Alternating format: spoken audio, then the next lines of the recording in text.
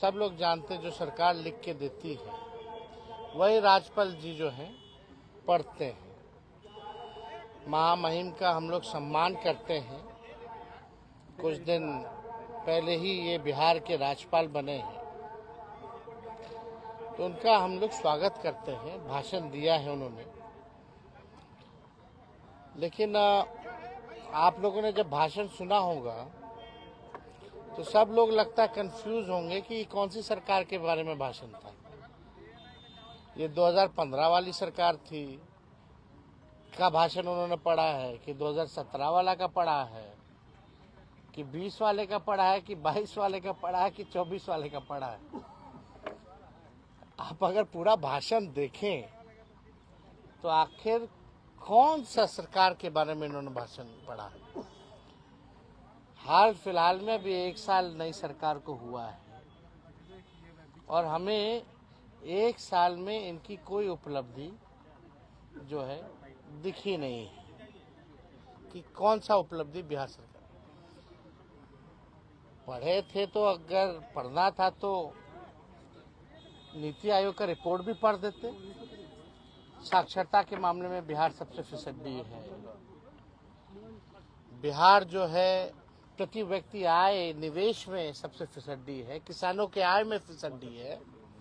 और बिहार आगे कहाँ है? बेरोजगारी के मामला में नंबर 1 है, पलायन में नंबर 1 है, गरीबी में नंबर 1 है। ये सब भी बताना चाहिए था।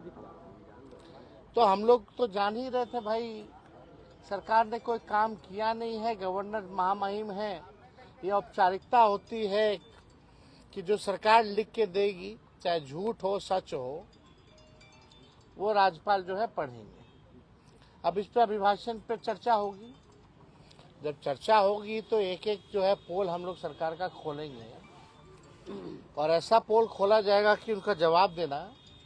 आज तक तो कोई जवाब मिला नहीं, आगे भी उनके पास कोई जवाब नहीं होगा। आज हम सब लोग चाहते हैं बजट सत्र जो है महत्वपूर्ण सत्र होता है, सबसे लंबा सत्र होता है और इस लंबे सत्र में हम सब लोग अपेक्षा करते हैं कि सही ढंग से जो है हाउस चले। लेकिन आप लोगों ने स्थिति देखी होगी, कोई हाउस में नियम या संविधान का पालन नहीं हो रहा, बल्कि विपक्षी जो है बार बार आसन से आंख खोल के देखने को कह रहा है कि आपके सामने कोई संविधान का या नियम का उल्लंघन कैसे कर सकता है। आज लगभग कई दिन हो गए, साल भर हो रहा है और अब तक कार्रवाई नहीं की गई। स्पष्टीकरण पूछा गया लेकिन कोई जवाब मिला नहीं है। तो क्या ये आसन का अपमान नहीं है? जो भी विधायक उधर बैठाना तो बैठाओ ना भाई, लेकिन किस नियम के और किस संविधान के नियम के हवाले आप बैठा रहे? सबका सीट जो है लोकेटेड होता है नियम का ना।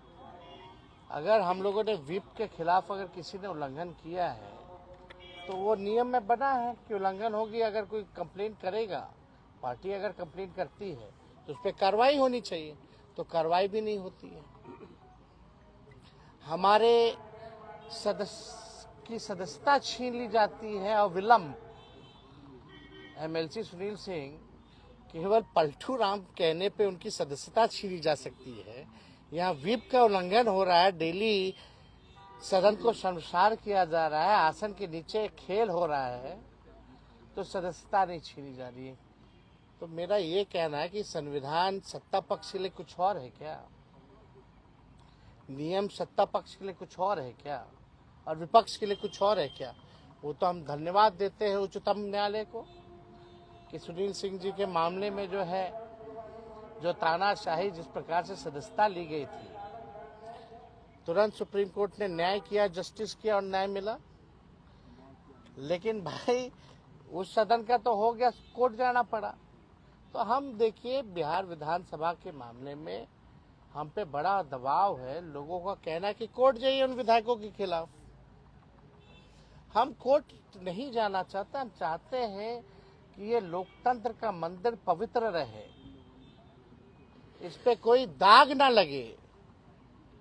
लेकिन ये बात तो जो लोग आसन पे बैठे हैं, जो सत्ता पक्ष में, ये तो तानाशाही नहीं तो और क्या है। आप मंत्री की जगह दे करके उनको बैठाने का काम करें। अरे कराओ बाय इलेक्शन उनके सीट पे, फिर उनको जिताओ, फिर मंत्री बना के बैठा दो, कर सकते हो, यही ना नियम है। अगर कोई भी हमारे 3-4 सदस्य उल्लंघन किए हो, जो लोग हो,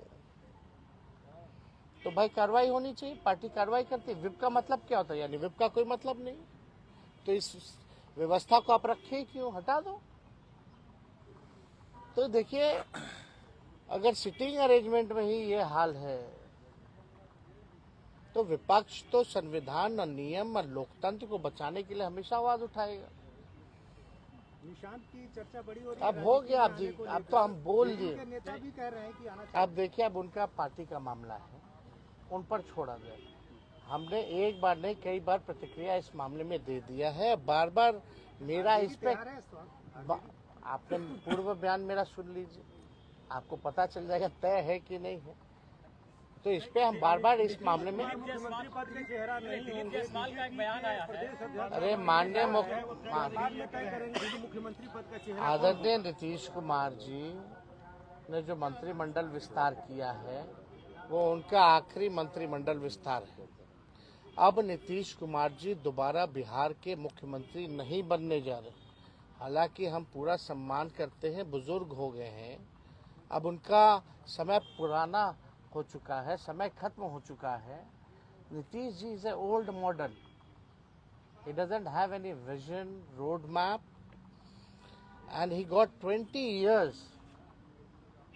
बिहार की जनता ने 20 साल मौका दिया, ये कोई मामूली बात नहीं है। 20 साल में भी अगर बिहार सबसे गरीब है तो इसका दोषी कौन है? 20 साल में सबसे ज्यादा बेरोजगारी बिहार में है, पलायन सबसे ज्यादा है, और आपराधिक मामले तो आप देख लीजिए, एनसीआरबी का आंकड़ा उठा के देख लीजिए। अगर किसी को बहस करनी है तो डेटा पे बात करें, तो बिहार तो पीछे चला जा रहा है। और जिस हिसाब से बिहार को, आप बताओ 2014 के बाद स्टेबिलिटी कहाँ मिली है बिहार सरकार में? सब असमंजस में रहते। हम तो 15 ही से गिना रहे, 15 से 25 जो है 5 सरकार बन गई है। अगर एवरेज निकाले जाए तो 2 साल की सरकार। तो आप देखिए, आपको लगता है कि अन्य राज्यों की तरह यहाँ जेडीयू के साथ बीजेपी का एकमात्र मकसद है कि जनता दल यूनाइटेड पार्टी को कब्जा लो, और जो लोग जनता दल यूनाइटेड को नीतीश कुमार जी ने कमान दिया है, ये साफ दिखाता है कि निर्णय लेने लायक नीतीश कुमार जी अब नहीं रहेंगे। जो भाजपा ही है, संघी है, उसको कमान दे रखा है। सबकी डीलिंग हो चुकी है भाजपा से। नीतीश जी का अब खेल ये लोग समाप्त कर रहे हैं। ये नीतीश कुमार जी अनजाने बने हुए हैं, लेकिन उनके जितने साथी जो आजकल भुजा पार्टी करने वाले लोग हैं, सब दिल और दिमाग से भाजपा हो चुके हैं। बस समय का इंतजार कीजिए। ये लोग पूरे जनता दल यूनाइटेड को, जो शरद जी की बनाई हुई पार्टी जो थी, इसको ये लोग कब्जाने का काम करेंगे। और बीजेपी क्या करती है नहीं करती किसको नहीं पता है, बताइए तो आपको पता है कि नहीं क्या काम करती है? और कोई काम आता है उसको? खुल के बेईमानी करो, खुल के चोरी करो, नियम और संविधान का उल्लंघन करो। This is the weapon of BJP. They have all the institution in their pocket. जितना इंस्टीट्यूशंस है, कॉन्स्टिट्यूशनल इंस्टीट्यूशंस है, सब पॉकेट में। Election commission is the cheerleader of the BJP, और इस बार चीयर लीडर कितना भी चीयर करेगा बीजेपी का बिहार में, बिहार की जनता खुट्टा गाड़ करके जो है लोगों को सबक सिखाएगी। बहुत बहुत धन्यवाद। एक सर्वे आया है आपके नाम पर, मोस्ट ट्रस्टेड आप फेस बताया जा रहा है। इस बार जो बिहार में चुनाव हो रहा है उसको लेकर सर्वे आया है, मोस्ट ट्रस्टेड फेस आप बताए जा रहे हैं, बदलाव का एक इशारा। अब देखो, हम नेता आते रहेंगे, जाते रहेंगे। बिहार जो है देश भर में चर्चा में रहेगा, ठीक है, हम पे भी बहुत आरोप लगेंगे, बहुत तिकड़मबाजी होगी, ये होगा, तरह तरह की बातें बिहार में होंगी क्योंकि चुनाव है। हिंदी को लेकर जो तो अब सर्वे भी होता रहेगा, सर्वे ठीक है, सर्वे होता ही रहता है, उसमें कहाँ उसका विश्लेषण है। हम देखो, हमें अपने आप पे विश्वास है, हमें खुद पे हम विश्वास करते हैं कि इस बार बिहार की जनता हम लोगों को अवसर देगी।